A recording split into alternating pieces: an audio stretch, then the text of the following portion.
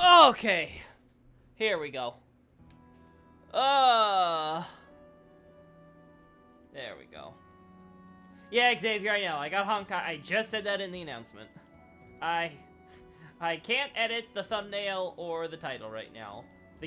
YouTube is literally not letting me. I'm like, okay, sure. You don't want me to edit? Fine. I'll just go live without it, like, as if I need it.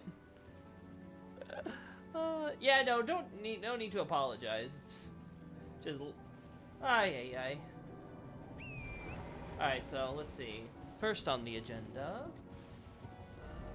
Want to skip this over. I want to put the music slightly lowered. Actually, how loud do I have my volume right now? Yeah, this is fine. Yeah, that's fine for me. Yeah, I know. You just click on the YouTube one, no problem. Believe me, I wish I could just change this. But, like, it literally... I'm pressing this edit button. It doesn't work. I don't know why. I don't know what YouTube did. I don't remember if this is even the right edit button, because it kind of looks different from my memory, but I don't know. But I just can't open it now. I don't know why. So, well, I'm going to have to figure that out by tomorrow. But right now, I'm tired. I do not have the time to waste on that sort of stuff. So let's see. What do we want to look at today? Not here. Not there. Maybe today we do Heroes' Graves. I don't know, I just felt like I wanted to do a little bit of ER to unwind. I had to stop myself from not playing Honkai today. Like, I was like, no, I have important things. I cannot binge another 4 hours of Honkai. As much as I want to. As much as I really want to. I want to finish up the main quest, chat. Like, oh my god, it's so good. It's so good. Falling in the Lake. Nah, we've got that covered. You know what? I want to do a quick search around the lower half of Liurnia to confirm what I'm going to put in my article. Because I'm about to finish the final draft on that. Or at least another draft. I don't know if it's going to be final. Want to give it one more look over, probably, but... We're getting pretty close to it getting post-ready. And it's like, okay. Once it's post-worthy, like... You know, that's that. I want to make sure it's the highest quality thing so I don't do edits after the fact. So yeah, let's just do a quick look over. Make sure there aren't any, golden sunflowers around here. It's been fun to watch, but I'm glad. I know it's not my normal stuff or whatever, but with the drought that will be Elden Ring and FromSoft for the foreseeable future, I do like doing other games on the side. Though again, I've wanted to do so many more games this week. I don't think it's gonna happen. Just, a lot of things are getting weird. I think I need to start taking my PC in, too. Make sure that it's all, you know, properly working and stuff, and gets its upgrades already. I've been delaying that for months, because I didn't do it when I originally planned to. Because of various things. I don't see anything, so... I think this graveyard area is clear. Wait. Yeah, that's clear.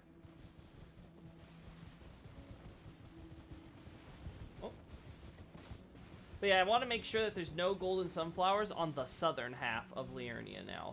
I'm not going to check the water because I'm pretty sure that they wouldn't be in the water, period.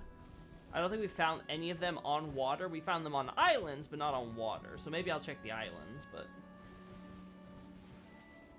I think most everything is covered.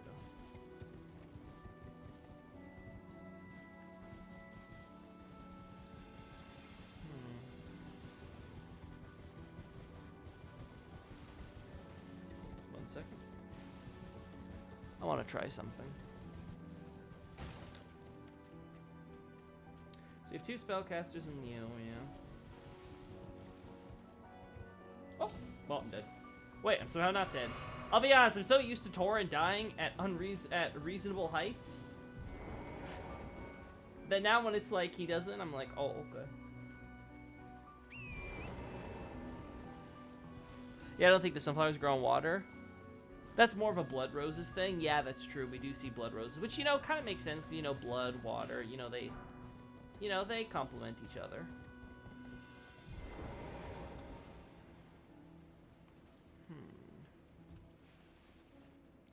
100% nothing here.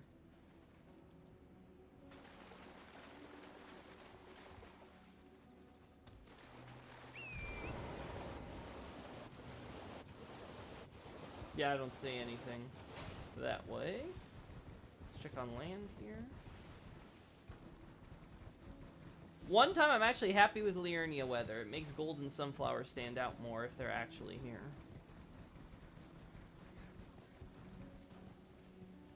We find more of that Arteria.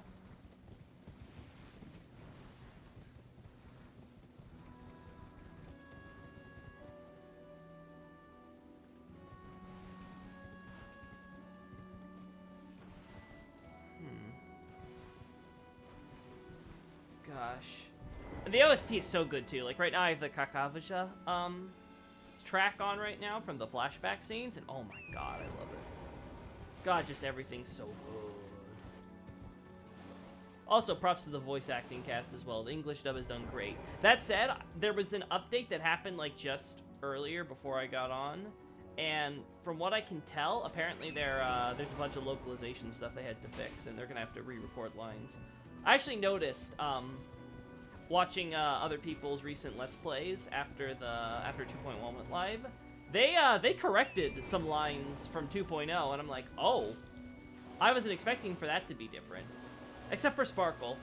I saw different subtitles for Sparkle, but they didn't change the actual voice acting, so I think they're probably going to re-record that later. I'll just say, that's a lot of localization flubs, though, especially for some pretty important plot points. Hey, Pedro.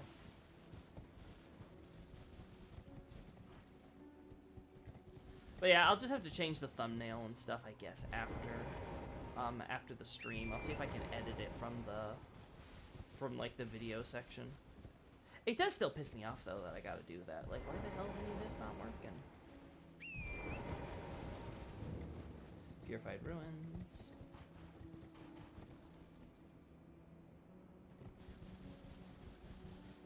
You know, I'm gonna try it one more time, chat. It's been a little minute. Maybe it's just. Nope, it's still. Edit button? What edit button?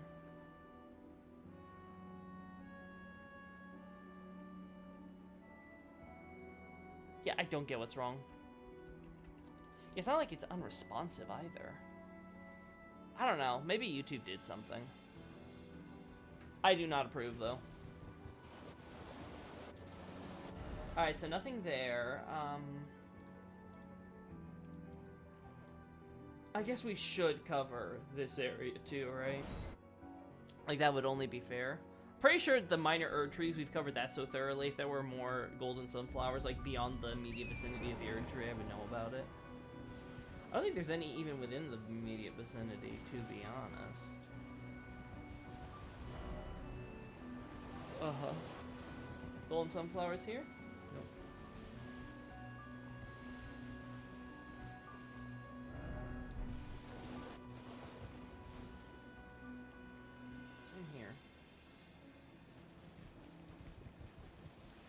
Can't wait to memorize a bunch of random details in the DLC. Yeah, that's gonna be great. I can't wait to see how the grasses are gonna be relevant. The grasses and the flowers. It's gonna happen, you know it. God, it's so much easier in other FromSoft games. You didn't have to literally look at every plant asset to double check if it was lore relevant. You just be like, no, they're just plants. Nowadays, everything's potentially lore.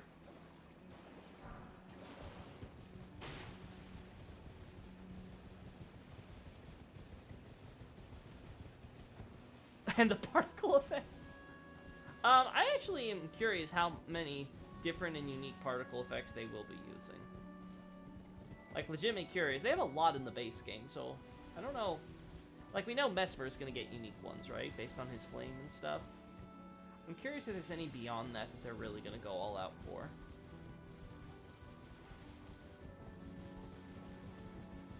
Who doesn't love some particle effects? I'll be honest, I think they look really good in Elden Ring, but I would say that in general, FromSoft's art style makes up for their lacking graphical capabilities.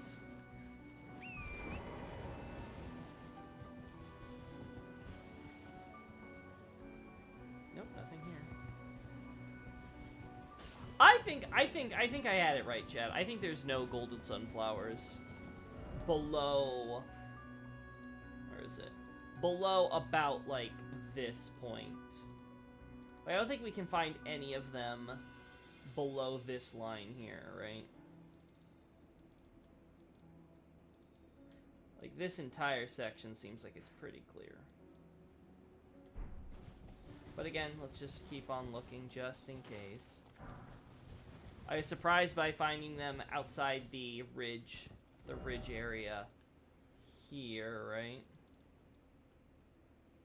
And finding them actually around this area. So, I could be surprised still. Trina spells probably. Ooh, that's true. If we get anything properly from the Trina faith. No, but there is sleep stuff, so like, we'll see, we'll see, we'll see. We'll see. There is that one spell, right, with the mob of enemies in the city, right? So, totally possible. No, I don't come up here enough. I'm actually now curious.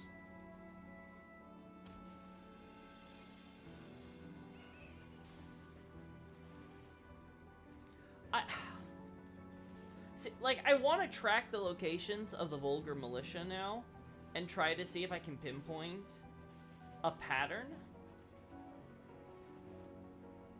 But part of me is like, I don't know, they could be hired by anybody. So I'm not sure if there would be a pattern. Like, are these guys working for the Cuckoos? Are they working for the, what's the face? Are they working for a Dawn? Are they working for, the Flame Watchers? Like, I don't know. Hey, Nights Go. What's the goal of tonight's stream? Carians? No. Doing some quick check on the Golden Sunflowers before I move on to some other stuff.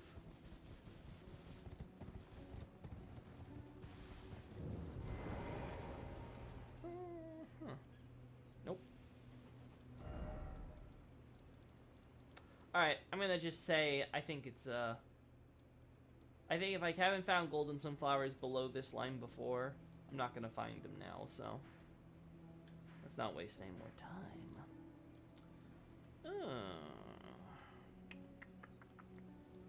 Stranded Graveyard. What could I get out of that I haven't already got? I already have the chariots. I have the hulls. I have the enemies. I think we're fine there for now.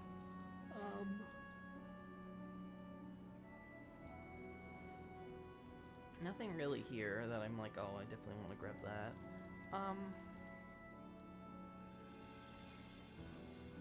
Where's that cave? I actually want to go there.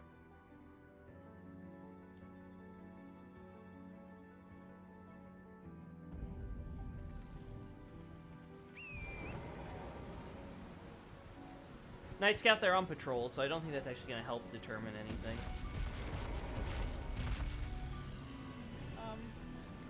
It's just weird. They look more red than usual. Am I crazy? Maybe they've always looked this red, but I don't remember them looking this red in this lighting, but maybe it's because I have the settings on and stuff. Usually it's darker here after all. Anyway, also, actually, wait a second. Why the hell are you here? Aren't you guys, like, usually not in this area? Like, what the hell?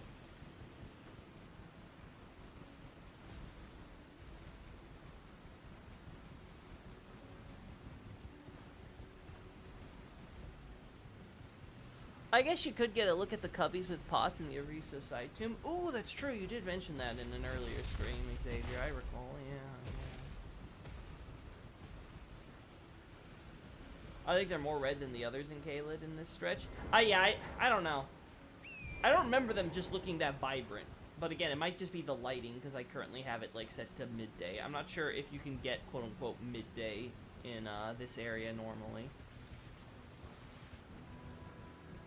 Because I always remember Dragon Barrel looking darker than this, so.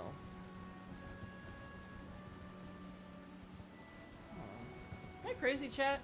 There is a cave around here, right? Make sure I'm not dying.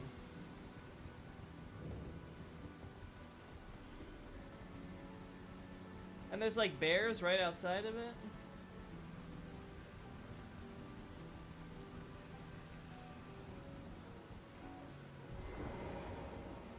There it is. Like, I know it's around the grays. There.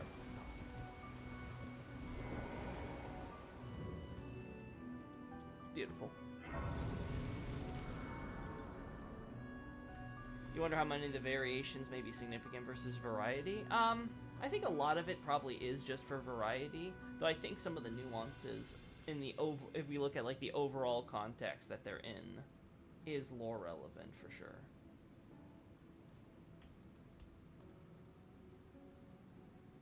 Wait. Oh, there we go. I was like, wait, what?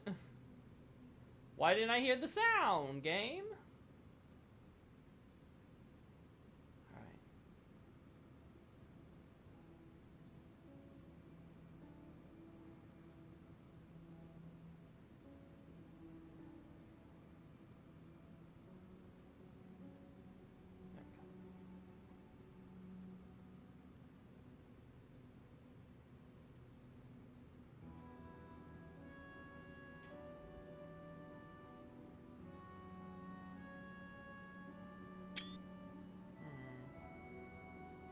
I don't know, chat. What do you think? I feel like I could do better. I don't know what's with these delays. Also, are those leaves in its fur? I don't think I've ever noticed that before. Oh, there's a super huge delay. I don't know, chat. I think I might have to take in my PC and make sure that everything's okay. I don't like that sign. That's, you need to get that new hard drive, to expand your memory space ASAP type of sign.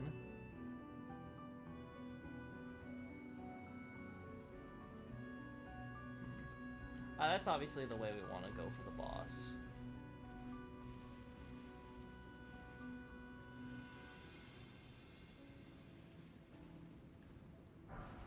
Warming stone, golden runes, nothing too crazy.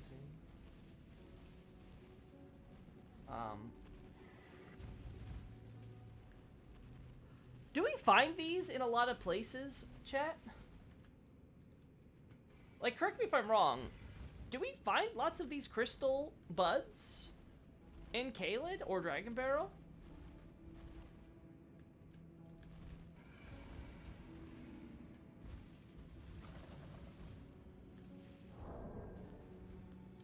Also, I'm just saying, giant room bear ignoring all the deer here.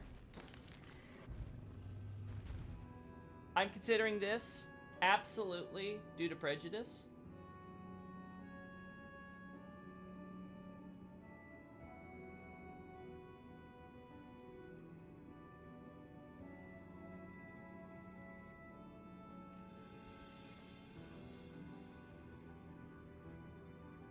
Also, I find it funny that this cave seems to be the one place untouched by the rot so far.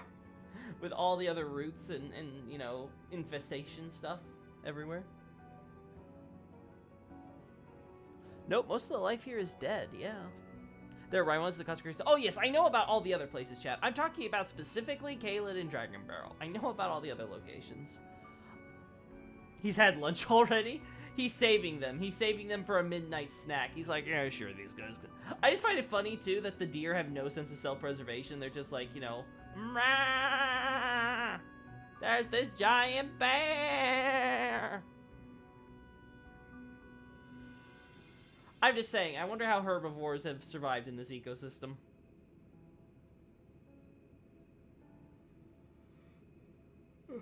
That'll work, too. Yeah, the mines aren't yeah, Night Scout, there's no problem with like the mines or thing. I don't think it's unusual. I'm in that sense. I'm just wondering, do we find them anywhere else? Purely curious about that. Because I don't think we do. And it sort of surprises me that I'm finding it here underground, because that's actually very useful data. It's a thing to kind of reinforce that point about, yeah, there's crystal mines here, there's this stuff here. Yeah, there's this here.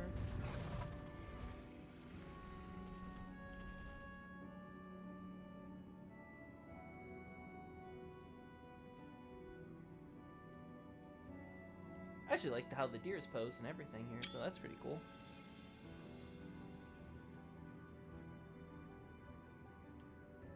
It's better to take the chance with the bear than Dragon Barrel. Honestly, you know what? Totally fair. I think that's actually the fairest statement you could say. Silver, nothing unusual there. Yeah, honestly, I want to take shots of this cave. Purely because it's actually a very good idea of what the Caelid wildlife and stuff would look like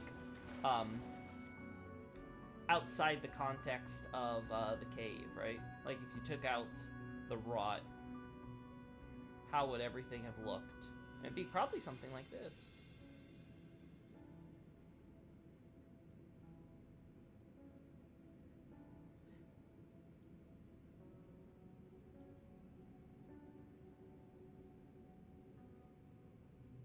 There we go. I think this is good.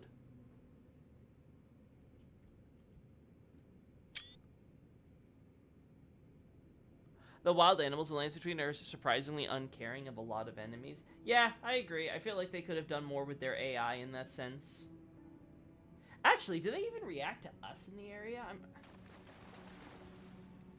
No, they don't really. Yeah, they... God, hunting in the lands between must be the easiest thing ever, man.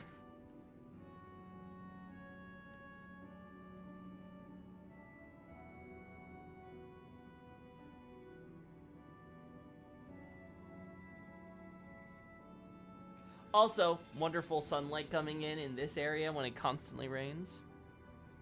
I think only Liurny and Ultis has the normal crystal buds. Yes, normally. I think Rhyme, though, it's... Rhymed are in both Mountaintops and Consecrated, though, I'm pretty sure, right?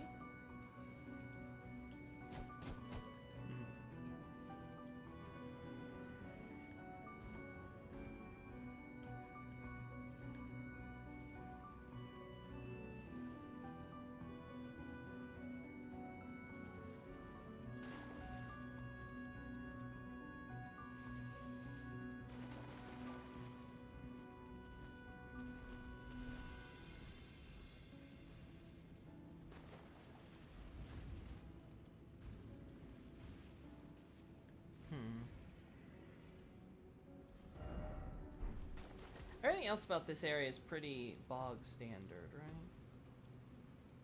Because we go here, it takes us down.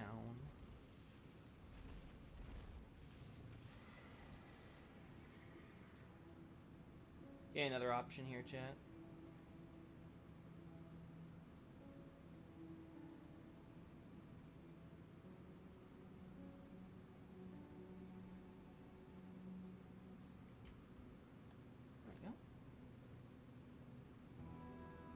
God, I hate that delay.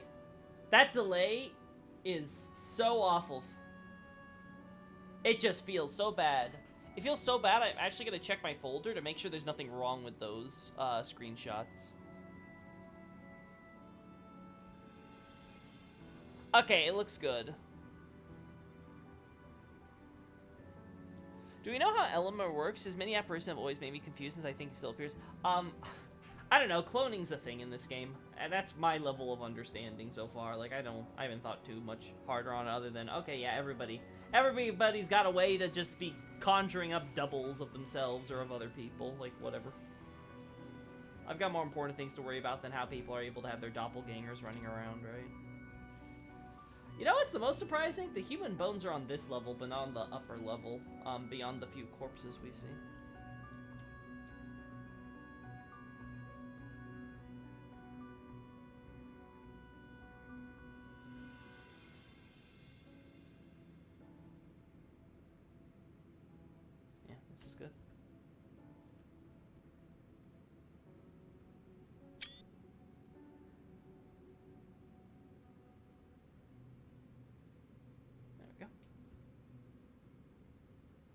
Is there anything interesting in the boss room? Not really, I don't think. I remember it just being a bunch of bushes and then the boss, but maybe I'm forgetting something. Alright, yeah, chat. That's how we roll.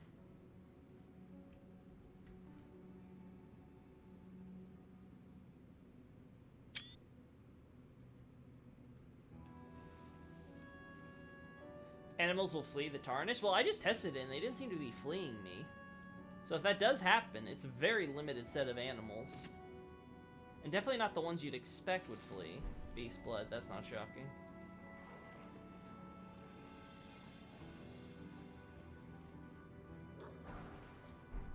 Golden runes. I wonder if the idea is that most people try to escape the rune bear once they see it, so they head down the passageway, right? Only to then get ambushed by the wolves that are living deeper down, right? Though again, who the hell is regularly coming down into this cave? Are they trying to escape the They try to escape the dragons only to find a rune bear. Then they try to escape the rune bear only to find the wolves. Then what? Do they try to escape the wolves? Just to find the beastmen who lead the wolves. Outside they do? Okay, so their AI outside does. Good to know.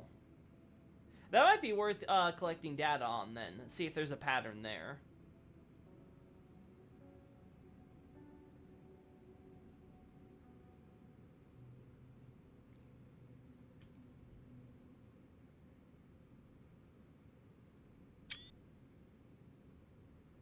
I think humans may have been in the caves first, but were forced deeper down when the rune bear entered the cave. No.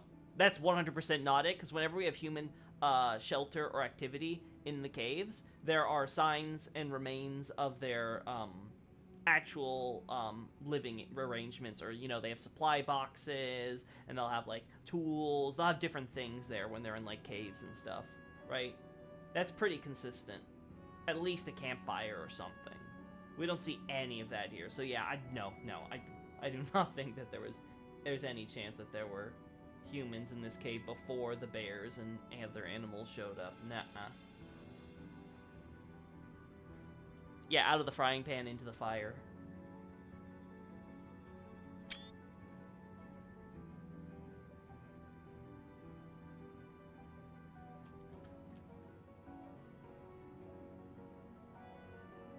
Yeah, there's nothing else here really worth it. Alright, chat. I think we all know that I'd be able to beat this boss.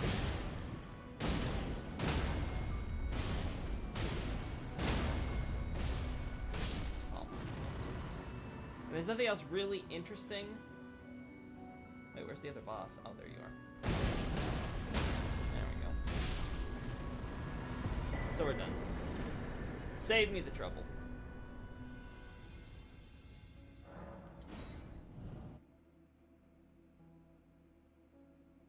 I've heard that apparently this tentacle pattern is based on a historical artifact is meant to represent tree roots.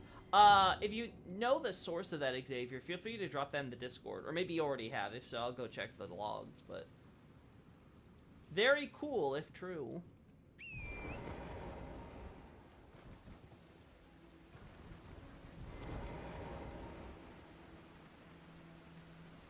The people and animals were both fleeing to Scarlet Rot, so there'd been little time to bring stuff, and then the animals could be on their heels. Really? They're all running together as like this big group with the animals on their heels, and they all go into the same cave. I don't know, Nightscat, that sounds like a real stretch. Rather than just, oh yeah, we find a bunch of people all around Lands Between that happen to wander into caves, and, you know, all that's left is their bone piles. Like, I don't know. I think the scenarios you're bringing up are just silly. Actually, want a shot of this because we keep getting into scenarios with you, Mr. Len's Tower. Oh my god. Oh my god. This is the one that summons the mother tier thing, right? I guess that would imply that Len comes from Celia, right? I guess it could also just be in any of the Eternal Cities, but based on like immediate context, Celia would be the one to win. Ah, you know what I should do? This is a, this one.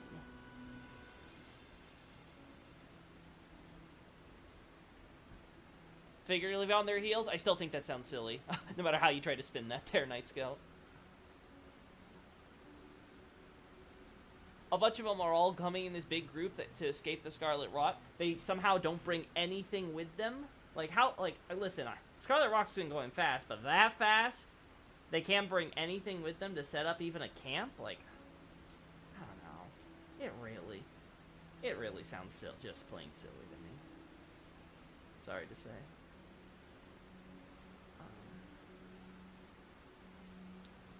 I might have to just accept getting the Grace in the shop, but this does work, right? Yeah, this'll work.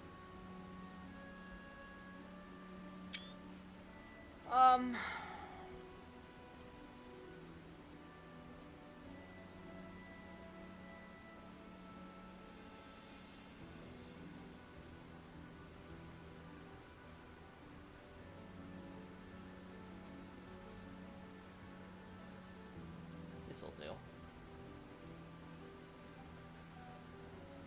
Does this load? Yes? Yeah.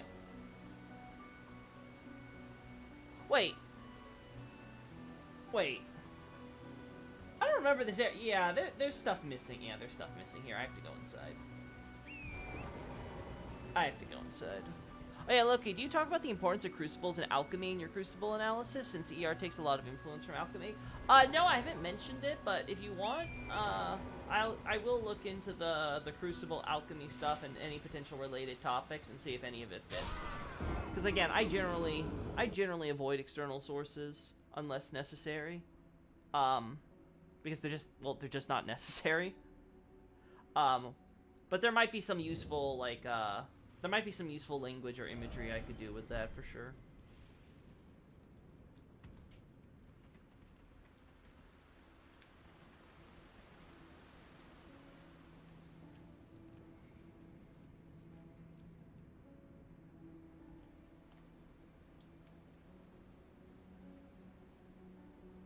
Oh my god, chat.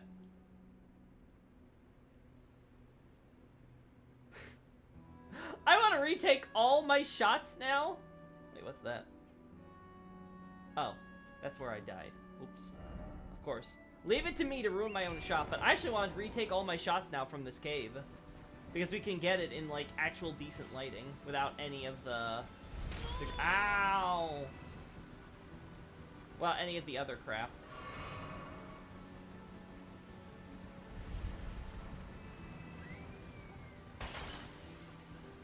Yes, just in case you want to address the possible interpretations. Yeah, sure, I'll do that then.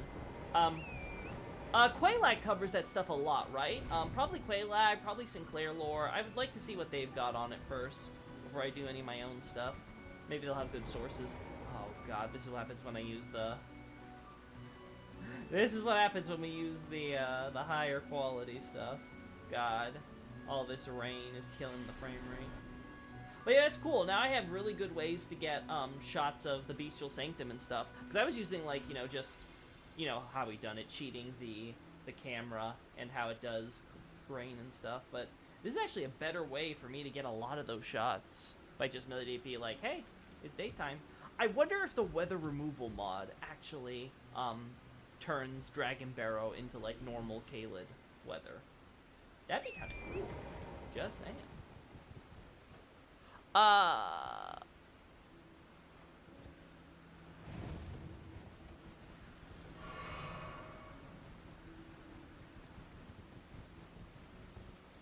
Nothing else around here, right? Yeah, no. Looking very good.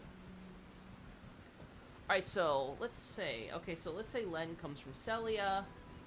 I assume, based on what we see here, between this and, like, the location, of course, of this, plus the balls of sorcerers we find inside, that there's some investigation going on in relation to the primeval current, which naturally is taboo. Though, here's my question. Would the primeval current be taboo in Celia? Like, would that be a thing? We know that the Celian higher-ups, at least, seem to be interested in Lusat's primeval current stuff, right? If I recall correctly, that was part of the reason he was sealed. I may be hazy on that, though. I haven't posted a thing on it. I just remember hearing about it in a Quelaag video. So if you're interested in double checking, probably look at either a Godfrey or Farm Azul video might contain it. Okay, cool to know. Lusat's in jail, and the Primeval Current seems to be one of the criminal things he messed with. Oh, so he's just in jail? Okay, because I thought it was something like they have... No, because isn't there that thing? There's that message. And it's specifically about his sorcery that he discovered from the Primeval Current. Though, to be fair, I guess that stuff he discovered isn't necessarily having to do with the Sorcerer Balls. It could be that the Primeval Current stuff, when it relates to turning everyone into stars, in that sense. But that's kinda up the Nox's alley. I don't know, I have to brush up on it, but yeah, okay.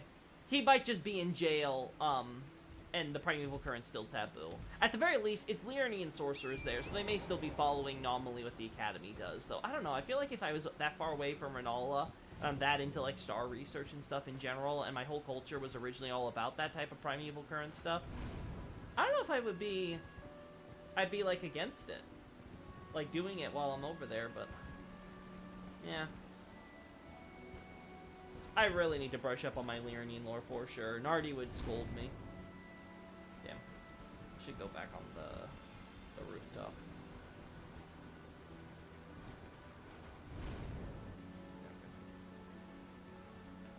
In. There we go. Mike, could you please let me down? Are you kidding?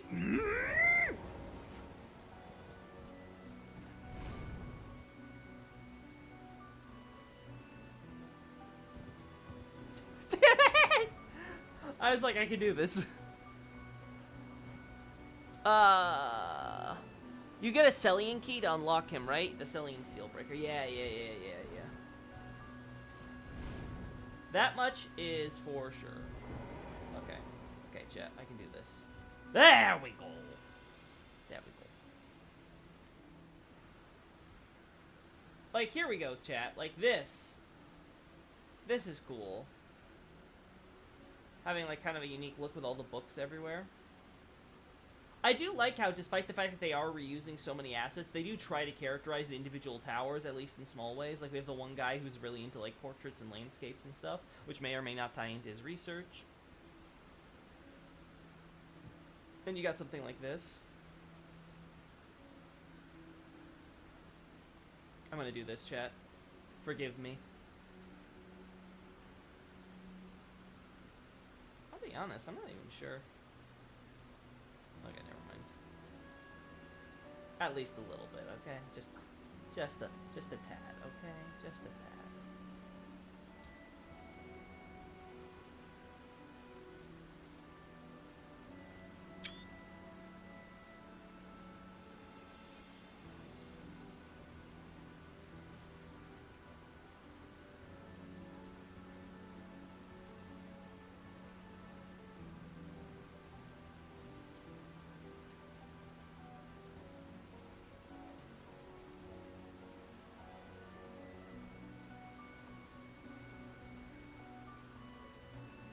Just your typical. There we go. Can't even see the character. Barbarian man successfully hidden.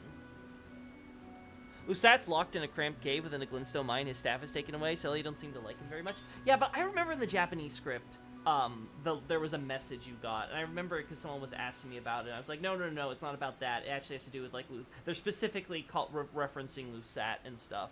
But I don't remember if it connects to the reason he's imprisoned or not. So I have to go back and check that. Gosh. I'm so rusty! And not the dog. Wow, look at that rain. It just nicely... Gosh, Chad, how nice of the rain to stop. Just make the fog disappear, too.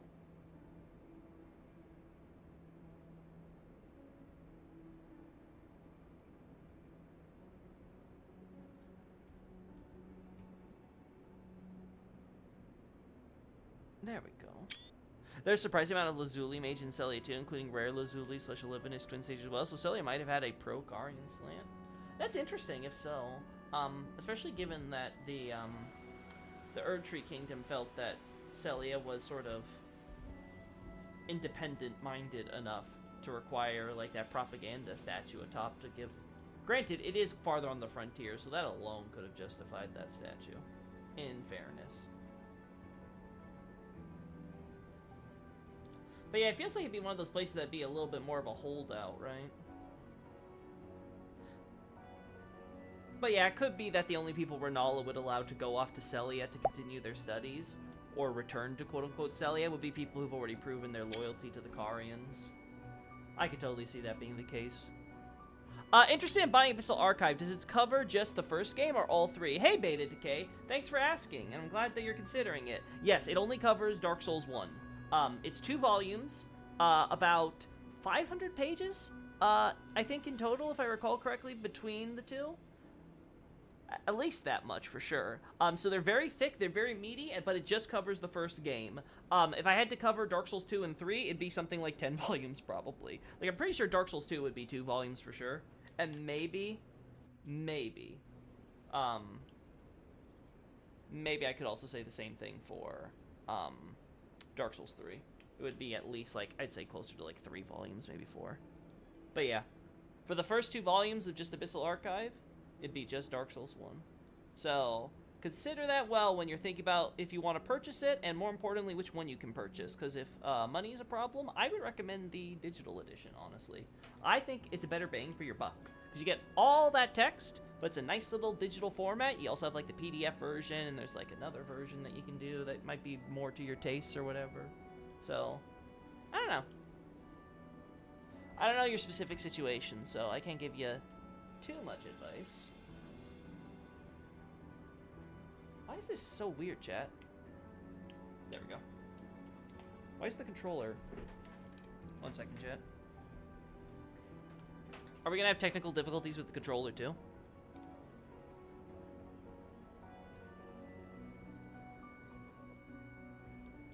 With how the Carians had the Carian Knights who use melee ornaments, and Lazuli Conspectus, and how Sellia had the concealed weapon spell, the Carians may have had a major interest in Sellia. That's true. There could be some, like, major relations going on there.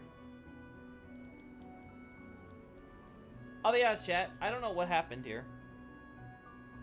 Did the wire go bad? I'm gonna try something very weird. I'm gonna try to plug in my PS5 controller, see if it recognizes in the USB.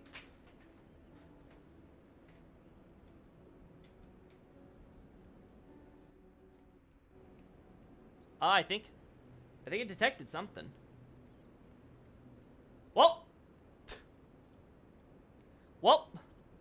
I don't know if you can hear anything, chat. I think that affected my audio options. So 1 second, I think. Because PS5 has its own speakers, I think it's trying to use the PlayStation 5 controller speakers, so let me try to...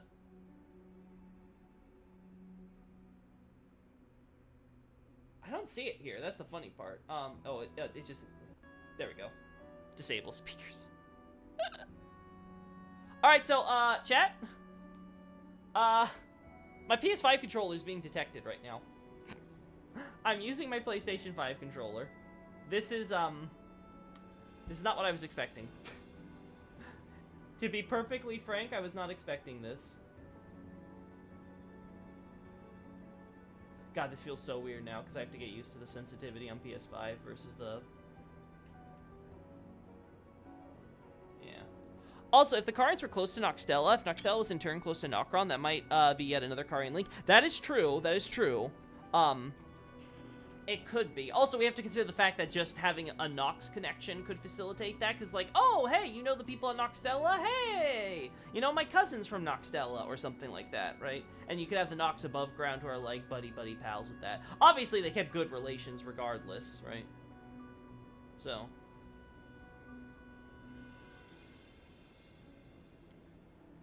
Ooh. This person has the statue, the witch statue here, though. Interesting. And you have the gold.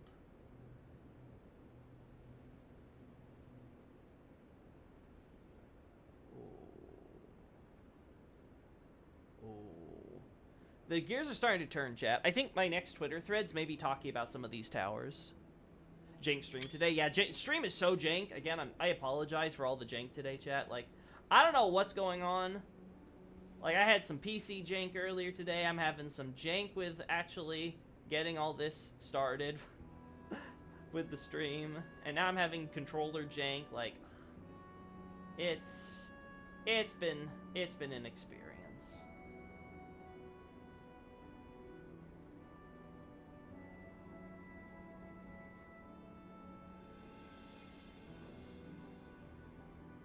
I like that.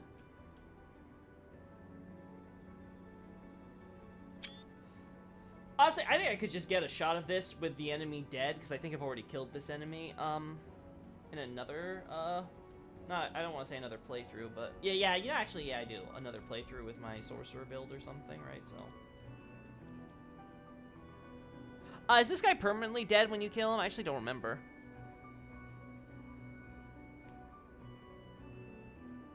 If you really get into it, Dark Souls 3 can go up to 4 volumes easy. Yeah, I think, again, because I would have to be estimating the length of my actual work on my website. And based on that, I think it would be at least 2 volumes, possibly 3 or 4, yeah. Dark Souls 2, I think, would be 2, maybe 3, depending on, like, how much. I don't know. It's a lot of content. Like, it's really hard because I've never, you know, posted my websites, my Dark Souls 1 stuff on my website before it got published. So it's like, I don't know. I don't know how that would exactly translate. The curious thing about Nokron and the Carians is how EG knows they took exposition to find Nokron and Blythe doesn't know how to get there. Yeah, there's, seems like getting to Nokron for most people isn't that easy. I have no idea, but I assume they respawn. Okay, I guess we'll test it. I mean, I got a shot of them, period, right? So, like, worst comes to worst.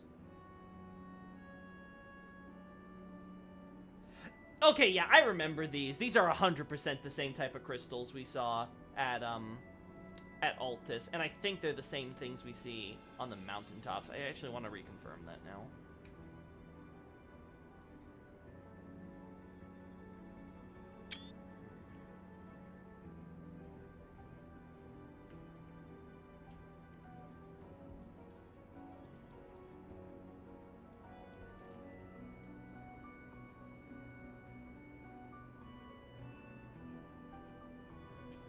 So this looks like this is someone from Celia who decided they want to do some research into the primeval current on their own, but they were not just taking it from the angle of the primeval current, they were also looking at the minor Erd tree and gold, similar to the converted towers over at Liurnia, right? So it's actually kind of similar to the converted Fringe Tower, right? Because that tower was exploring the same idea, you know, taking sorcerers, studying the minor Erd trees and stuff. But they obviously went in the direction of converting full-on America worship. This guy seems to have stuck to his Renala slash Carian roots instead, looking at the statue here. And then... yeah, and then he seems to have poured over books, because he's really trying to understand this gold connection, right? He's trying to pull America, right? He's trying to understand the deeper secrets of the universe, right? And it looks like he may have either turned himself into the Sorcerer Ball or otherwise failed. Does Leva have any more of these golden crystals elsewhere in the Rise? I don't think so, but let's check upstairs first. Yeah, it's not here.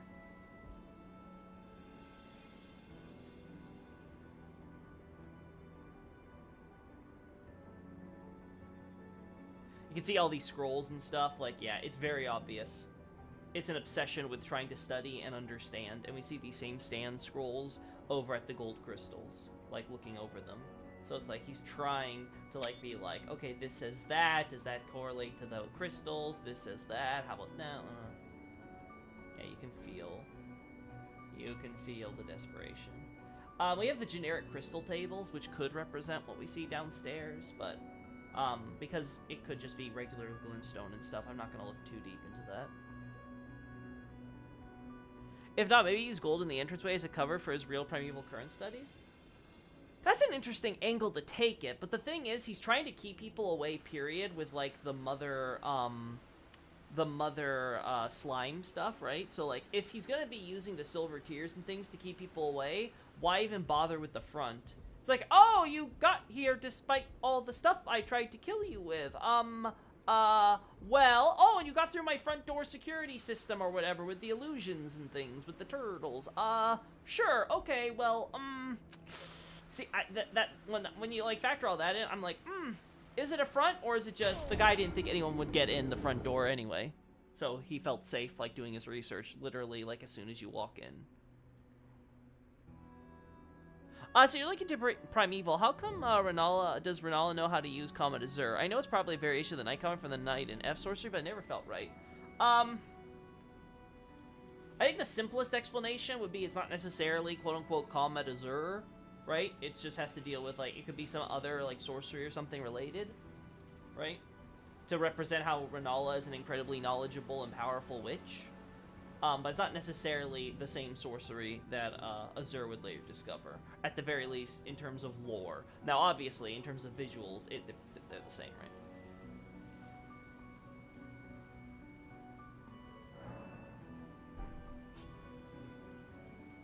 Depends on if he had to interact with Celia proper due to any duties pre-war. Due to any duties pre-war, I assume you're talking about pre-Shattering War.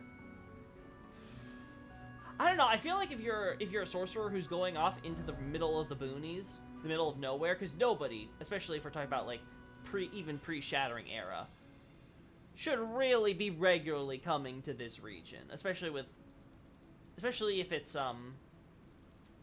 even if it's before the dragons moved up here, right? I just don't think that's probably the case, but... Okay, let us do this. Yeah, pre-Shattering. Couldn't go full Hermit, you think? See, the thing is, I feel like if you build your tower all the way out here, you're already going full Hermit, right? Oh, come on! Chat, was that like a 1 in a million? Did I have this 1 in a million chance? And I screwed it up? No, okay. Good. There we go.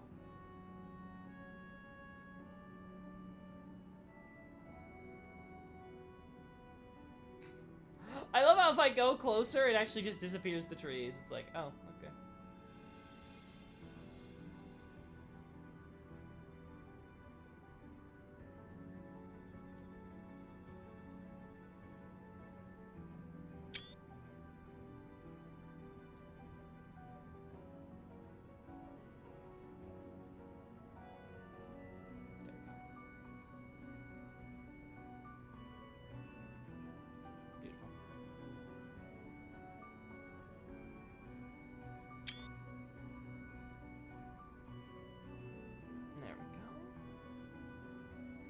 God, it's so much harder to use the R2 and L2 on this controller. Hey, Boltoy. What even is the Primeval Current exactly? I know it's supposed to be a source, but of what exactly? Cosmic water?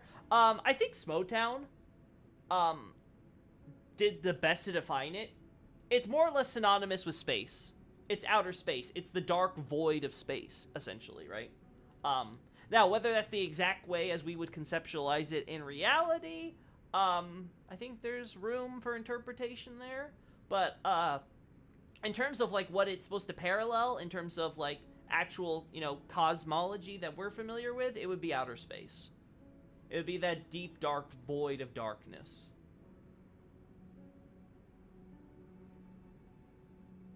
So that's the building these fancy research keys before anyone can live on the outskirts of them. That is true. You do need builders and stuff to do it. Yeah, I don't know if the sorcerers have the physique to be doing this all themselves. That much is true. Then again, the practicality on how these things get built by sorcerers living out in the middle of nowhere by themselves might not be something the developers are factoring in.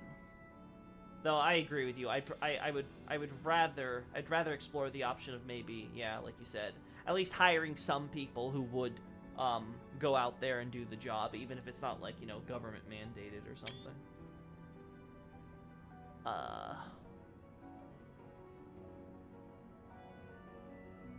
Dead Starwater, probably, maybe even the fabric of the universe itself. Yeah, like, you can conceptualize what exactly that dark void of space represents in this universe, right? But that seems to be the idea of what the primeval current is. It is, again, because the term we're using is the source flow. It's supposed to refer to the headwaters of a river, right? So that's like where all the water, quote-unquote, comes from. In this case, this water refers to the shooting stars. Because, again, shooting literally is flowing in Japanese. So it's the flowing stars, and it's the primeval flow. The source flow, the original flow, right? The origin of the flow. So it all ties together.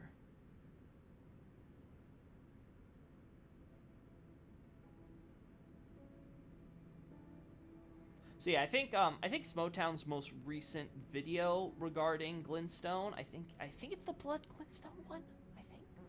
I think that's a good way to look at if you're having some confusion, Boltoy. It's all water. Yeah. Yeah, the idea is that it's supposed to be the quote-unquote water, right? Now, obviously, as we know, it all ties into, like, stars and rock to some extent, right? With the way the Glintstone is. I've talked about my theory. One idea I have, and again, I'm not going to propose this as likely or anything, but one idea I've had is, again, this idea that when the golden shooting star came crashing down and created this crater we call the Lands Between, some of that rock got hurled up back into the cosmos, and that rock is what the primeval current, the darkness of space, takes and converts the gold and rock mixed into there into silver star life matter, right? So it takes gold and converts it to silver. That is an idea I've thrown around. I don't know if it's true, but it's like a hypothesis, or I would say just a postulation I've posited. So I'd have to do a lot more thinking on that and, you know, the cosmology in general before I would propose that in any formal analysis. So the origin of the flow, but not necessarily a single point in the cosmos from which this water flows, rather the whole place. Yes, essentially. Yeah. And again, a good thing that Smotown did, and a great way he put it, is replace primeval current with space or the cosmos, right? Just use those words instead. And the statement still makes perfect sense, right? It's more of a euphemism or a synonym for those things, right? Yeah, I think we can get away with this, right, chat?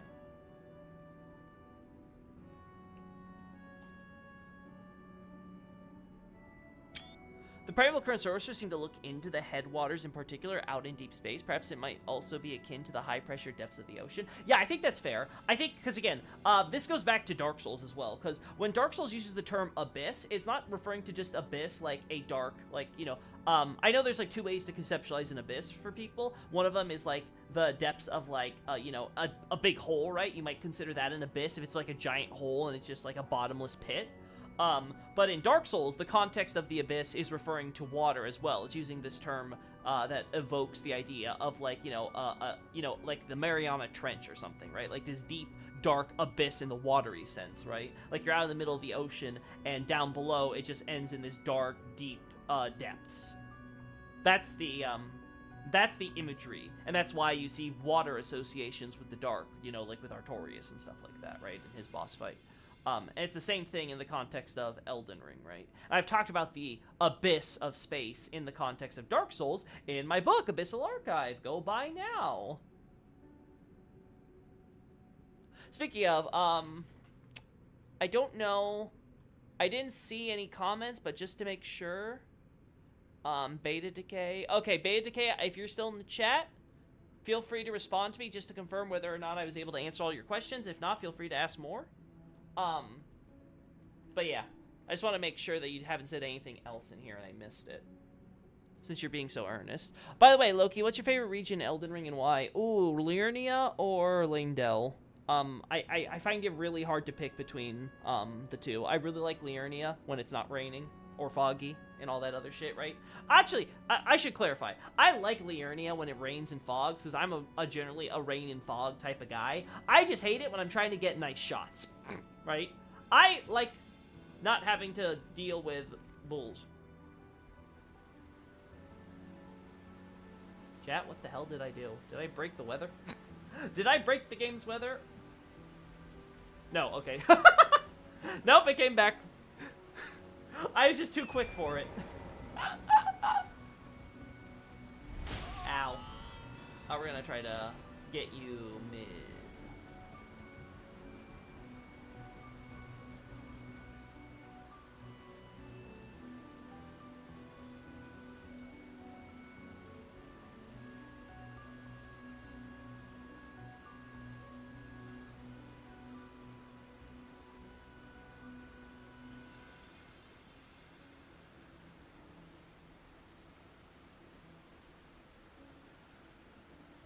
Oh, I like that better, chat. Oh, yeah. Yeah, I actually like that a lot better.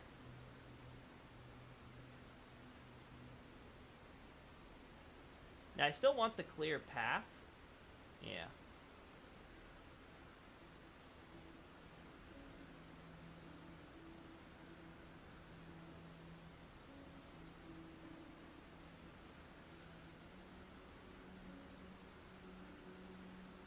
No, I like this better,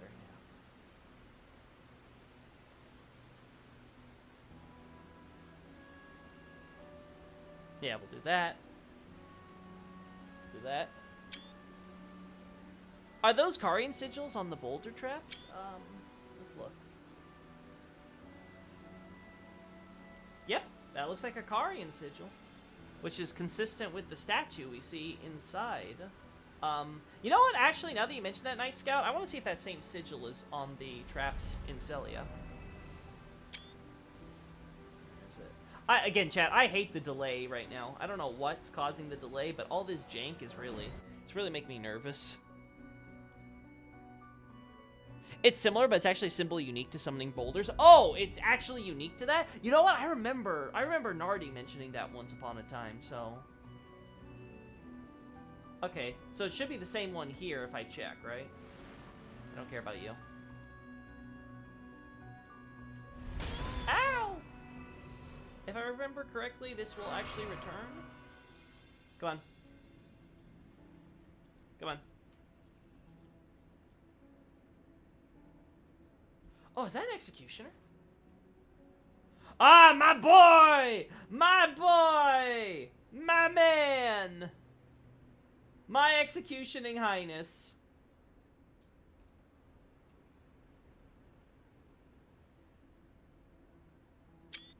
I love that guy. Alright, let's do this.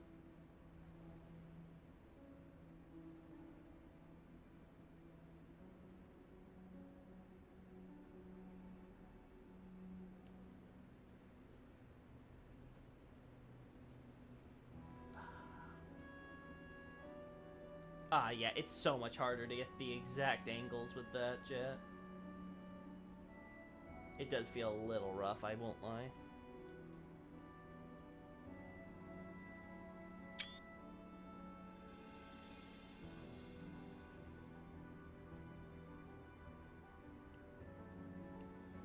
I'll try this one too. He loves the Executioners almost as much as he loves the Banished Knights! You're not wrong. Honestly, pretty accurate. Okay,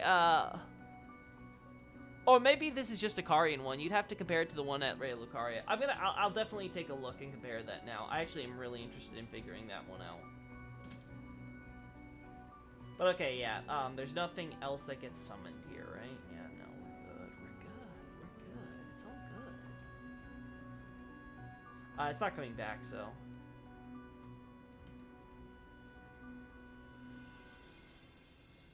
It's the same one here, 100%.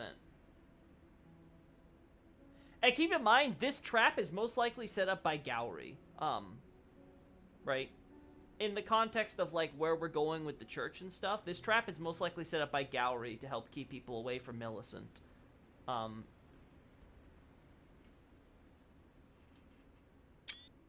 Only Loki sees a random skeleton and shouts, "Happiness, listen, man." I can't help myself. I love those Executioner guys. They're really good for the lore. Yeah, I don't... Yeah, I'm gonna have to now check with the Raya Lucaria one, but I'm gonna assume it's the same thing. Um, if it's supposed to be a semi-unique sigil that's just used for these, it may be generic enough to not matter lore-wise, especially considering you're not supposed to get a clear look at it from any view that you can possibly see, right? Like, it's like really, you have to really kind of force it for you to be like on top of the thing when it spawns and things, so. Yeah, I don't know. That could complicate matters, but let's get out of this place and check up at Raya Lucaria.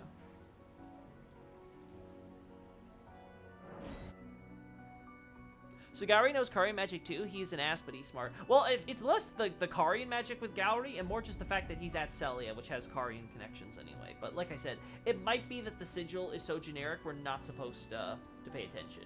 But yeah, Gowry's backstory is supposed to be that he was a normal sorcerer at Sellia before all this stuff went down, so. Oh right, it's not going to summon itself automatically like this, is it? Yeah, no, I have to actually go there. Okay.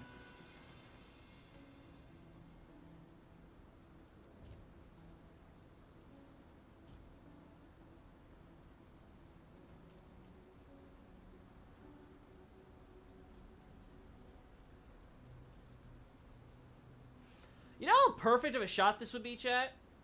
If not for the lack of loading on the inside? Do you know how perfect of a shot this would be?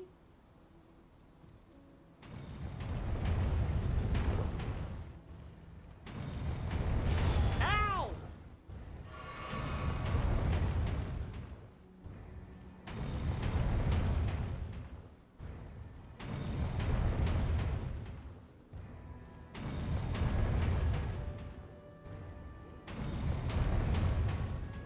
Just getting the shot up. There we go.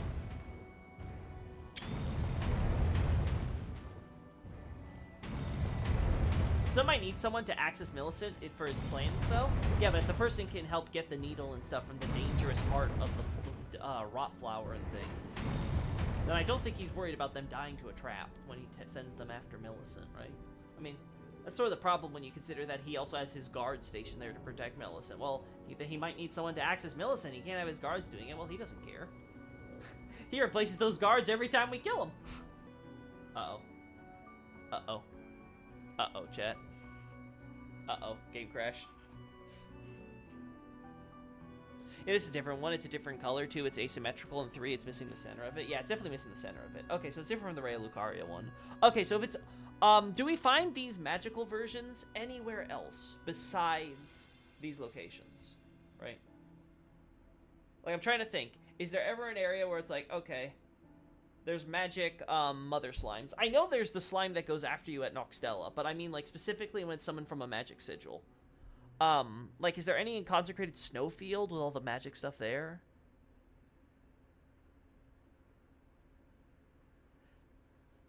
As far as Gowry knows, finding the needle is just getting a needle in a rotten haystack, though. I don't recall if he's aware that O'Neil has. I wouldn't even say O'Neil has it, per se. It's just a boss reward from the area. But yeah, I get what your point is, right? Like, ultimately, the idea is, like, he doesn't necessarily know that O'Neil's there for you have to kill. Which, hey, maybe he's not, but, like, still, it's not just O'Neil. It's all of Melania's people who are rising from there. It's all the giant fireflies, flies and stuff, and other wildlife that's over there. It's all the, what's it called? The, what are those enemies? The rotten dogs and things like that. Like, it's just in general, the area is dangerous, and you have the heart of the flower where the rot would be at its thickest. I'm pretty sure he's at least at minimum aware of some of the threats and dangers there. Otherwise, he would just, if he doesn't think that there's anything serious there, he could just go there and do it himself. Again, he could use a proxy. It's not like he loses a body. He has the bug guys that will die in his place, so I don't think that's a concern. And again, he's also the one who leaves the messages around to guide people to his shack, so he's definitely, like, been around. So this is where it sends us. I think there's one in Noxtella with the sigil. Yeah, I know the mother slime drops down and one rolls down the staircases and stuff, but I don't know if any of them get summoned out of a magic circle thing. That's the part where I'm like, I don't remember. Oi, stealth. We don't need to put on the higher LOD. There we go. Oh boy, today's the jank day.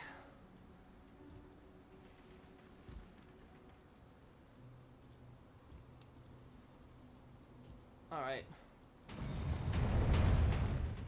Alright, now we're gonna do the door open. One last try, check. Oh. One last check. Can I do it? Nope. Even less loads. Okay. So I should...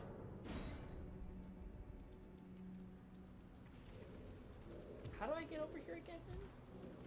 Oh, of course. I'm an idiot, chat. Let no one ever falsely accuse me of being smart. There we go, chat. Thank you.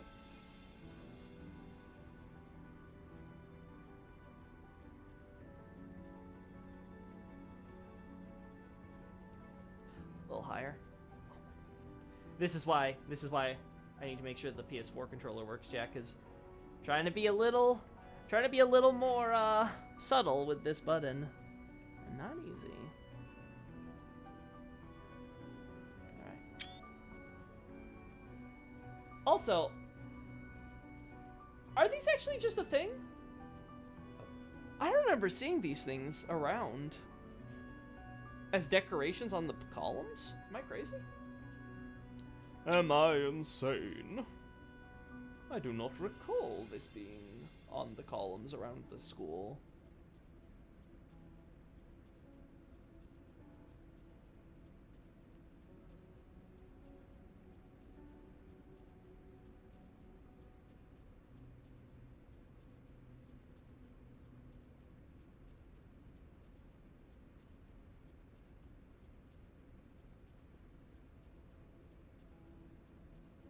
There we go.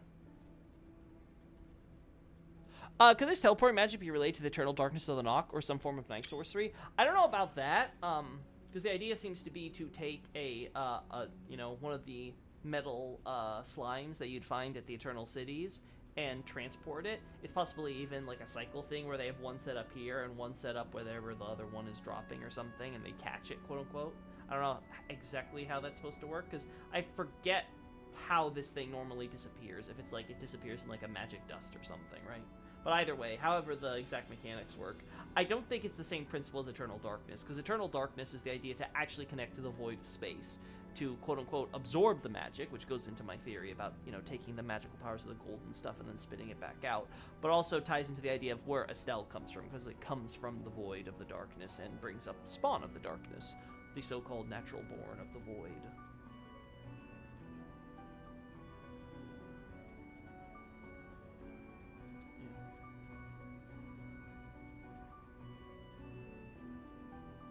Good.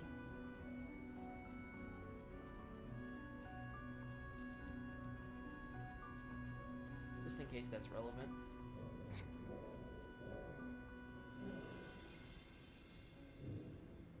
Man's like, don't mind the rain outside, buddy.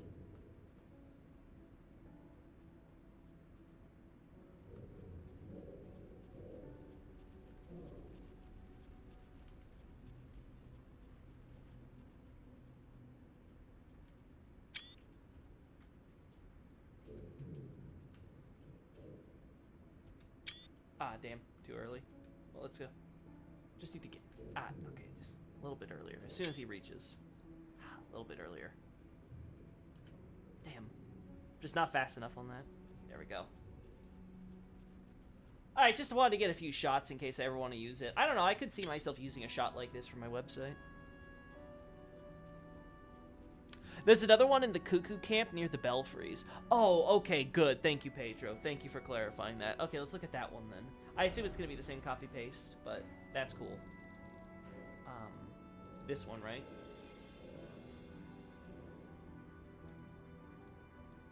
Yeah, you know what? Now that you mention it, I think I vaguely recall something like that. How do you trigger it, though? Is it while you're ascending to the Belfries, or... By the way, Pumpkinhead guys were just giant slaves. Honestly, Rhea Lucaria has some kind of fetish with stone mesh. Shame we never saw one of Renala.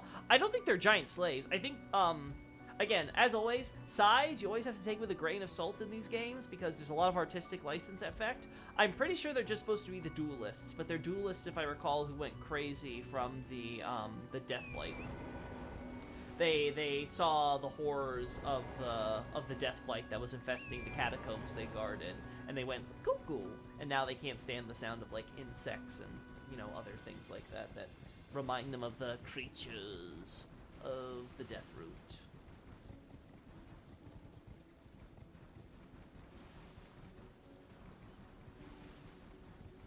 Alright. Now I don't care. I already have shots of this, so.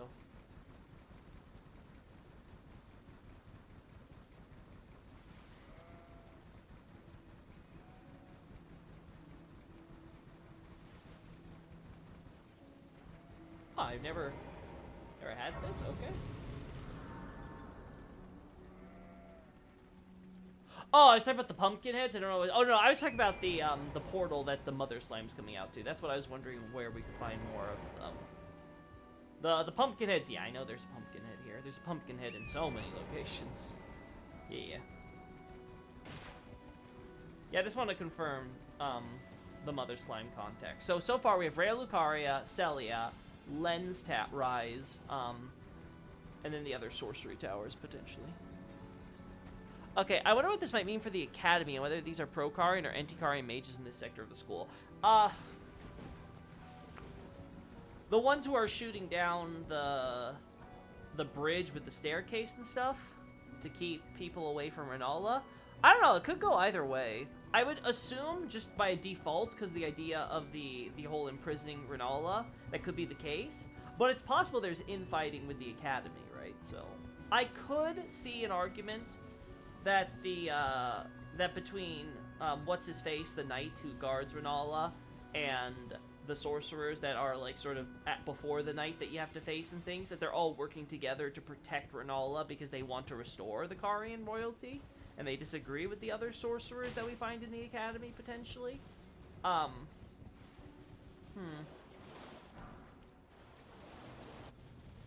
could see that. Again, it's very obvious why Moonbjorn, or whatever the hell his name is, I forget, is not doing anything. Because it's like, well, Rennala's not leaving, so he's not going to leave her side. And as long as she's not actually resisting her quote-unquote imprisonment, he's not going to either, right? She's perfectly happy doing what she does. But the other sorcerers, you could definitely make a different case for. I was wondering if the Pumpkinhead was drafted as an unofficial Academy soldier, as an emergency hire by the Source Stepkarians. I don't think that would. I don't think you'd have, like, you're bringing Pumpkinhead through the entire Academy into. I don't know about that. I think they're just a matter. Again, I think generally they've always had the army and stuff. Like, I would talk about any, like, sort of, like, trying to restore, like, the Carian in support of Rennala. I'd assume anything like that would be, well after the Academy was already sealed or something. Like, you know, and nothing's going right. Like, we're just sort of wasting our time. You know, let's just have Rennala go back into power. Things were a lot better when she was in charge. Yeah, I don't know if they'd actually make that case, given her mental state, though. I think that would be a good counterpoint. The Rennala's not in a mental state for it anyway, so most of it would just be keeping people out then, just because in general you're trespassing and they don't want you getting there, especially not to potentially restore the Carian royalty. So I could see it going either way. But yeah, my default would be no. I would assume it's just all the sorcerers just trying to stop you from invading. Moongrum, I think. Moongrum, that's the name. Like, I forget what the hell. I just remember it was some weird name related to the moon and stuff. Yeah, there's nothing else appearing here, so definitely no magic slimes, and I'm not recalling anything. Okay, I said I wanted to check this out. I think I already have shots of that, so let's do the tower here. No, we're gonna do it here. I'm going to cheat, chat. I'm going to cheat as much as possible because I hate trying to find a way into that stupid tower.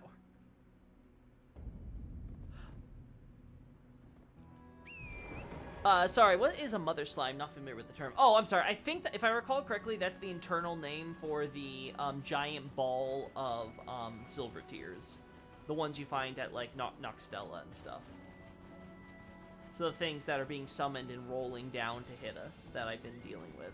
That's what I'm talking about, Raijin, just to clarify.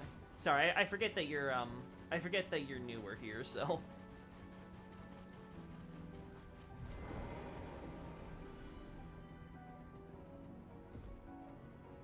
The pots in the walls theories aside, too. Yeah, that too. Keep reminding me, Xavier, if I keep forgetting. Damn it. Well.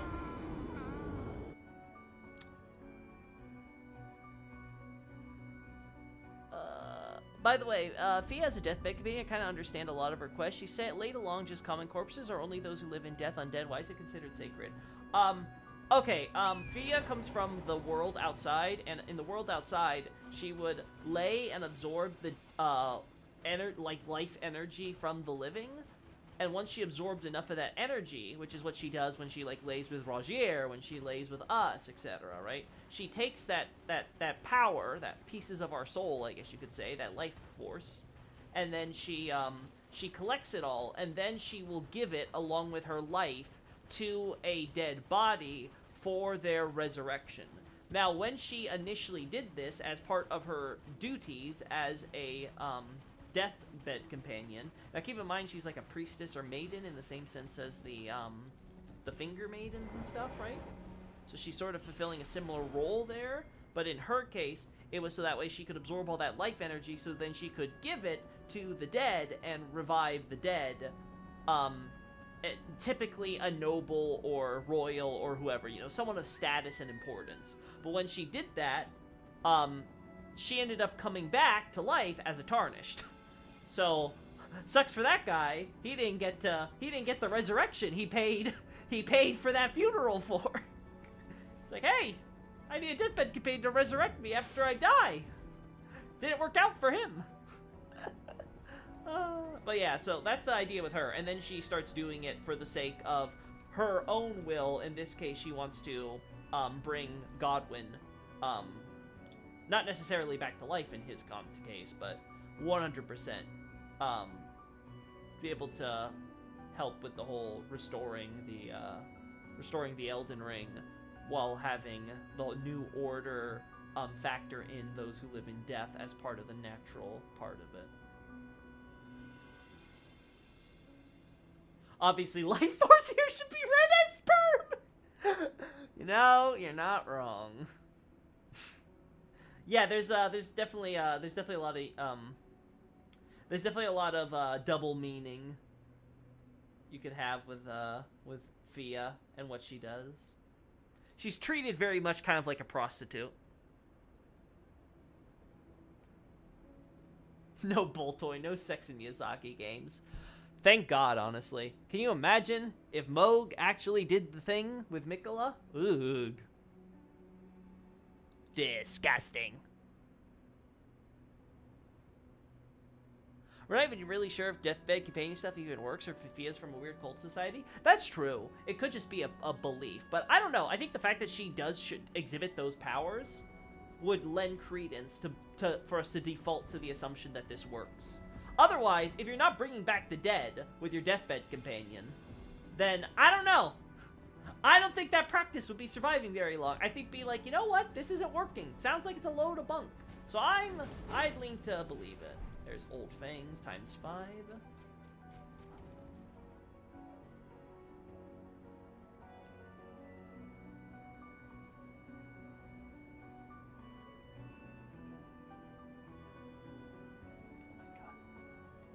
Yeah, PS5 controllers were not designed for this.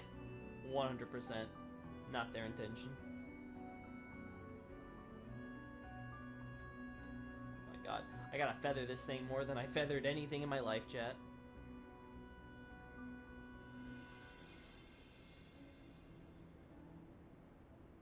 Come on. Oh my god. A little lower. Please, a little lower. A little lower. Just a little... Oh no, I had it! I had it, chat! There we go. Looks good.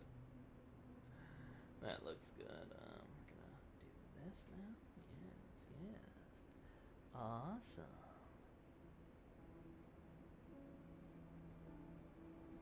There we go.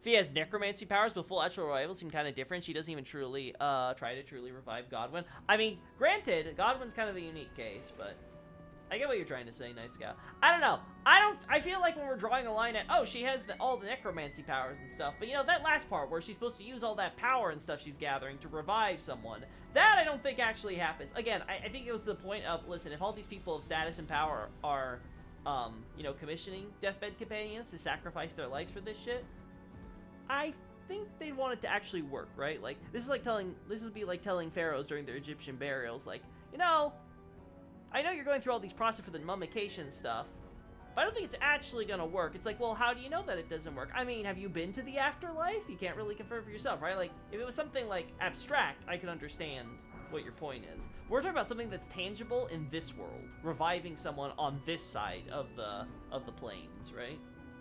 I think that's a bit different, and the psychosis has to accommodate for that.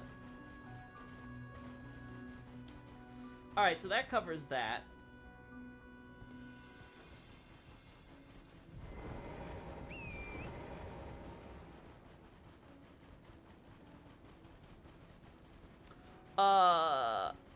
She's potentially getting outright disingenuous. If attacked, she'll attribute several Rancor spirits that appear to Godwyn, but we know he has no soul. I have to check the dialogue for that to confirm, because I actually don't remember that line at all, and I don't think I've triggered it myself. That'd be cool, though. Maybe I should do the Fiat quest again, just to see what those Rancor spirits are about.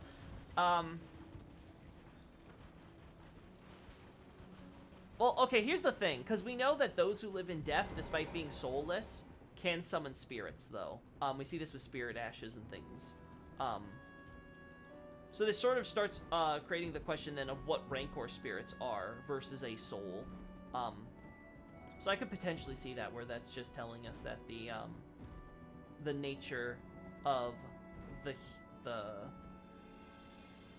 I don't know what the proper term is, but I'd say the human composition might be more complex. Again, to go back to my Egyptian example, Egyptians' conception of existence is fairly complex, and there's a lot of things that you, at least from our conception of in modern religions, would seem alien in comparison on how they would, like, group things or consider things, you know, separate from, you know, spirit and soul and things like that.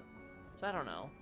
Thanks, Loki. By the way, I read description of a rune. If I'm not mistaken, she wanted to include the present existence of those who live in death as something part of the order. Yes, that's the goal. That's why at the ending of the game, they make a big deal about this sort of, like, Age of Duskborn or whatever, right? The idea that you, those who live in death will finally be, accepted as part of the natural order.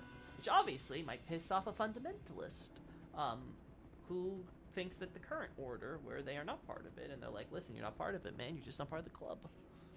Baldachin's blessings work, so you have at least that part of the cult being legit. Yeah, for sure. Like, yeah, I don't know. I feel I just don't see it. Anyway, there's nothing I really need from this church anymore. We got what we wanted from here and here. I wanted to confirm. Is there anything else I really want to look at? There's the tunnel. I'm going to wait till Nardi finishes her account to see if there's anything that stands out in her documentation. We did find these golden sunflowers that Nardi wasn't always marking down, but that's extremely rare stuff. I don't blame her for missing a few patches, because I did for sure for the longest time, obviously, right? I just happened to come across them. So I think that's fair.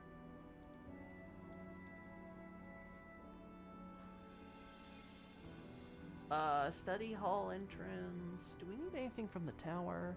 No. The only reason I want to take shots at the tower is because of the weird ruin fragments we find there. I still find that the most bizarre part of this tower. I cannot for the life of me understand why the ruin fragments are there. And I've tried to think, like, maybe it has something to do with Radigan's research into order and stuff, but I can't think how.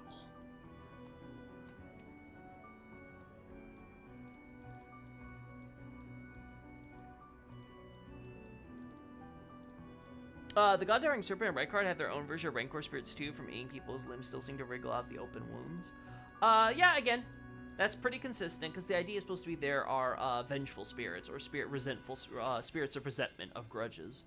So that's definitely the case. But again, it just depends then. Because again, I'm going back to that point of, we know skeletons.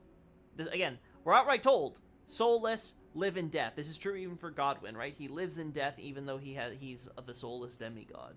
The same thing with Ensha and stuff like that. So it's possible for you to be those who live in death, to be soulless and from death root and stuff, right? And still possess a spirit, at least from your ashes. I don't think there's anything here. Nothing here. Yeah, I think we're just gonna go for the Ariza side, Doom. I don't want to do it on this character. Oh no. Chat. Well. Well. Oh boy.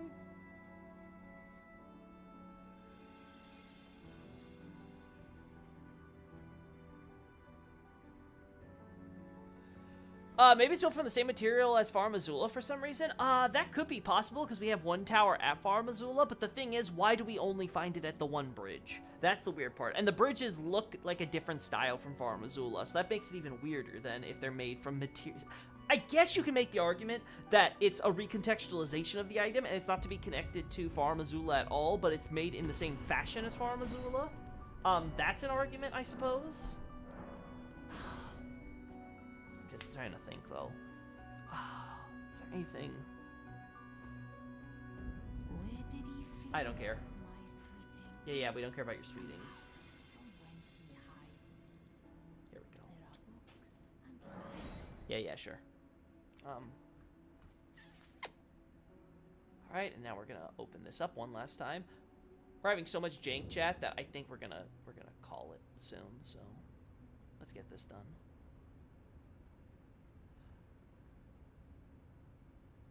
Weird light infused stone, yeah, for sure. Some of the ghost NPCs remark on their graves being death blighted as well. Yeah, we do have one early spirit who does make a comment about, you know, how dare you fail to return to the Erdtree and live in death. Though that might be different. That might not be someone buried there based on, like, the type of NPCs we see and some of the other stuff related.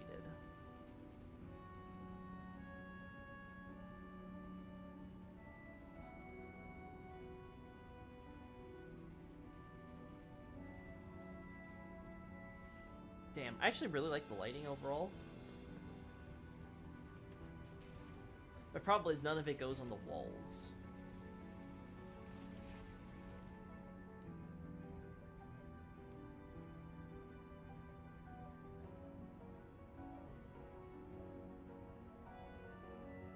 I'll take this shot just to say I have it. I think I'm going to use our favorite little stones. Yeah.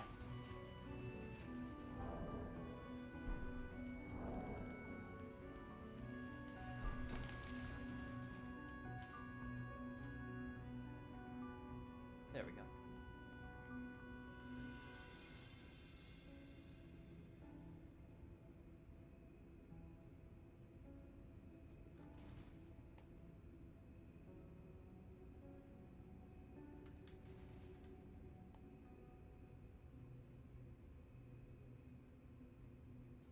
God, I hate this chat. This is awful. I hate it. I need this PS4 controller to work again, please. For all that's holy, please work. Maybe tied to Everjail Builder, since the Stoneworms also drop rune fragments. Oh, that's true. I didn't even consider. Because I just sort of took for granted, but you're right. Okay, actually, chat, that could change things then. Factoring in the Everjails, it could be that the stone and light belong to the same people who made the towers, and the Everjails are the same technology, or at least related to it, because we know there's all the meteors and stuff in the towers, which, you know, could tie into the gravity stuff we see with meteors typically associated, so... And then that somehow turned into the ancient dynasties and civilization. Above and below ground. We don't find any Everjails underground, so it could just be that the dynasties were from people who fled underground and they weren't actually present there. Honestly, it's a cool architecture shot. Well, thank you. I'm glad you appreciate it. Yeah, I have to think on that more, chat. There's a lot of juicy stuff to think about there now. Thank you so much, Baltoy, for bringing that up. The main chamber might have better lighting. Okay, I'll check deeper in then. Definitely not you.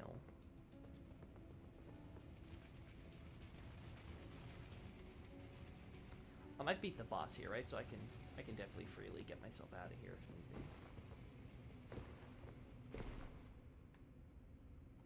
Definitely better lighting. You are 100% right about that.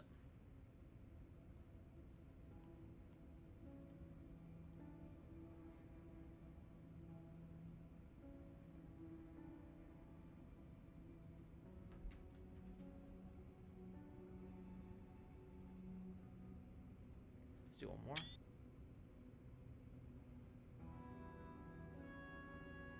There we go.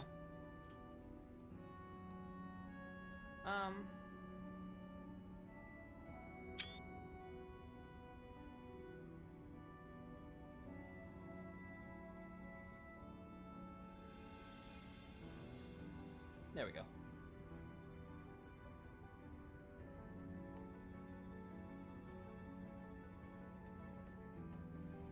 This was a specific choice. No idea if this is important, but I guess this dungeon is filled with pot boys. Yeah, it's obviously related to the pots, right? Like, they want to kind of highlight how, see, the burials here all involve pots. Why is the bigger question? Why are they using the flesh pot method for Erdtree burial here?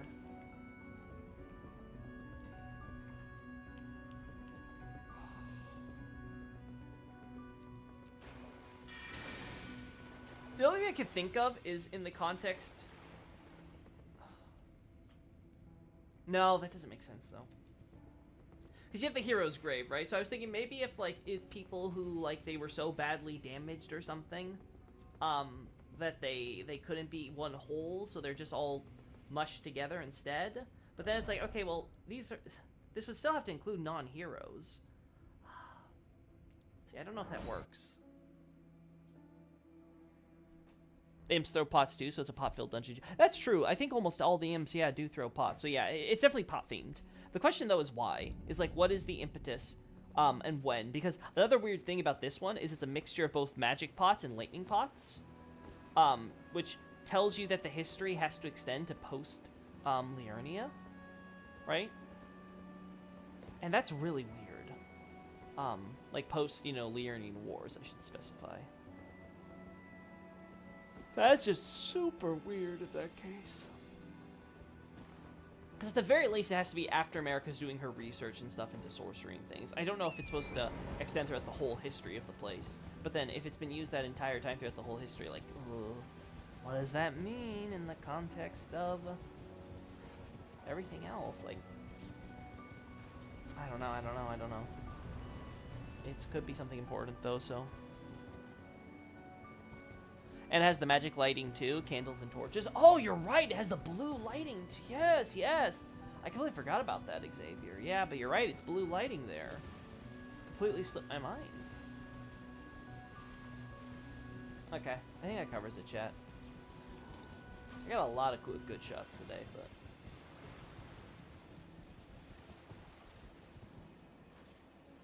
I swore I saw something, but I think I'm just crazy. I'm not ready to get invaded by stupid Bellbear Hunter, boy. Oh. Actually, I think I've killed him in this playthrough, so I don't think it matters. Yeah, I'm gonna have to start thinking, chat, because I might want to start getting shots for, astrologers. So I'm going to do a quick check at the tower here, see if there's anything interesting. Because I remember this tower being fairly generic. Like, it's like okay, this is what your typical tower would look like, right? Like, your typical guy who just wants to live out his ways. Again, I assume this tower has to do with, the Demi-Human Forest ruins over there, right? Actually, now that I think about it.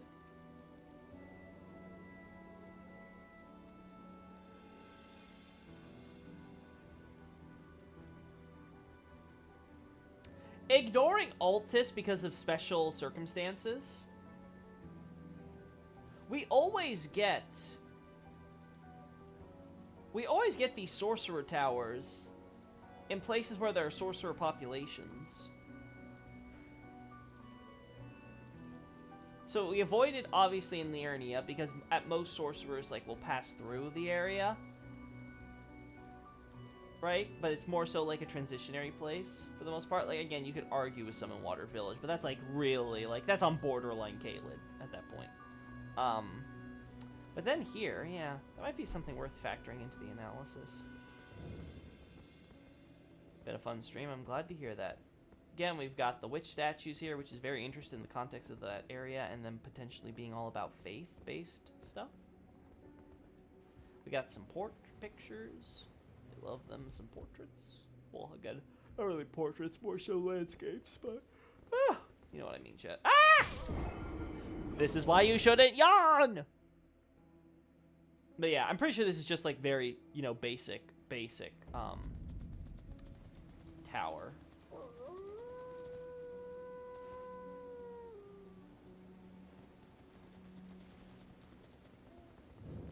Yeah. Let me do this.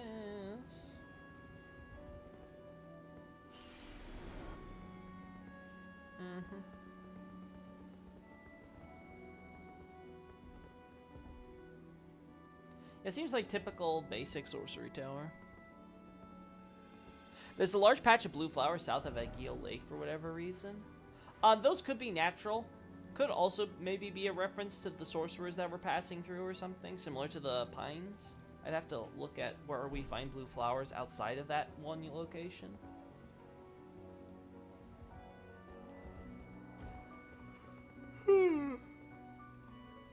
Could this Ordis be studying the meteors nearby? Depends. One thing I've recently been thinking about, chat, is the idea that because it's very obvious that we're supposed to believe that whether or not Radahn is dead, these meteors have relatively recently come down, and made impact and are being interacted with, right? Like we see this up in Altus too, with the meteors there and the falling star beast and stuff. Because it's very obvious that this is supposed to be relatively recent, despite the fact that Radahn has quote-unquote sealed the stars. It's got me thinking that, not that Radahn has, Radahn stops doing that at any point, right? But that he quote-unquote falters, you know? Like, you know, it's kind of like when you're walking, but you stumble, right? But then you get back up and you go back to your normal walk, right? You know, I think we've all had that experience, at least. I think it might be something like that, where, like, some stars slip through because, like, Radahn has, like, a brief instant of weakness, right? So, like, these small meteors and things, and maybe a slightly big one with the Falling Star Beast's meteor come crashing down. I think that's how we're supposed to be interpreting those meteor showers. And now I've been thinking about whether or not I want to include that hypothesis in the Radahn thesis or keep it separate. Yeah, his grip loosened during his battle or something. Yeah, it could be the battle. It could be maybe after the battle as the rot's consuming his mind, right? Because the idea is supposed to be that he has this you know, has the Artorias type of will thing, right? You could even argue maybe a will stronger than Artorias, despite everything that he's going through. But even despite that, I think you can get away with saying, okay, at least he's had once or twice some moment of, like, faltering for the briefest of bits with his sealing on the stars, and that some, you know, very, very small number have slipped through as a result. Yeah, you can't blame Radahn for faltering a few times, lol. Yeah, that's the best, and that's what I think is the best way to justify this scene that we're seeing. Both in terms of its apparent recency and what exactly we're seeing in its totality. And then, of course, you have to factor in also we're getting the Onyx slash whatever the Lord is here. I don't know, the White or the Black King. Pick your poison. And then you have the other one, of course, on Altus. So yeah, I have to think about whether or not I'm going to include that in the Radahn thesis, or if that's going to be something I include separately for these, like, Star Boys. Because I could easily see myself including these Star Boys in the astrologers section. To kind of contrast, like, you know, formal astrologers slash sorcerers with, like, these, like, amateurs who are like, ooh, pretty, pretty, shiny, shiny, falling star. Yeah. Anything else, then? No, we just have the tower. Yeah. So, like, to go back to the original question, I could see the tower potentially having interest in these meteors. I'm not sure if the tower itself would be fully constructed for the sake of the meteor shower itself. it's possible. It's close enough that I think it could work. But it sort of depends then on, like, the idea of someone, like, coming out here, building an entire tower so they could do their research. Again, this goes back to the, are we supposed to just hand-wave the feasibility of, like, a sorcerer living out in the boonies, deciding that he's gonna be all independent without, in a stone sorcerer tower of, you know, Karian quote-unquote style. Boss of the Black King, so it's definitely white. Okay, good to know. Thank you for clarifying that, Xavier. Always remember, the black ones are the big, tougher ones. They're just bred that way. The only non-black one is at the Yellow and East Tunnels. Oh, no, the non-boss black one. Okay, I gotcha. I was confused for a second. I was like, wait, what? Okay, so the boss version. Okay. And that's the one where we fight Estelle, too. So there's, like, lots of meteors there. So we have both the black and the white kings. God, what is it? It's Onyx and, what's the localization put it as? The Onyx and... God, what's the other one? Not Vermilion. Not Pale. Oh, my God. I can't remember what these localization terms are.